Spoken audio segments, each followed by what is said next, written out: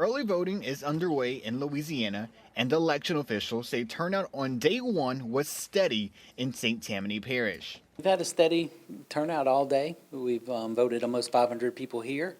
So parish-wide, we're, I think, at just under 1,200. Dwayne Wall, the Register of Voters for St. Tammany Parish, says those numbers are in line with what he typically sees for this type of an election.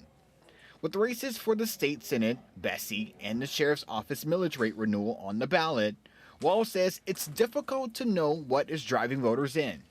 You know, we just conduct our election and move forward. Is that we have the election coming up for Bessie. We've got a Bessie board member that we need to fill a position for. Sean Pittman says the Bessie race was important to her, but when it came to the sheriff's office 4.31 rate renewal, she says the recent allegations against Sheriff Randy Smith factor into her decision.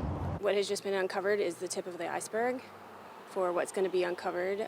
I think there's a lot of things going on in St. Tammany that are going to be exposed. If approved, the millage will renew an existing property tax for law enforcement that the sheriff's office says generates about $13.3 million annually. STPSO eliminated 12 vacant positions already to help balance its budget. This is not a new tax.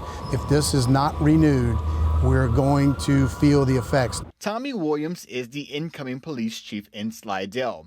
He warns that if the millage falls, deputies' salaries, benefits, equipment, and other operations could be impacted. The effects are going to be huge. We will see an uptick in crime.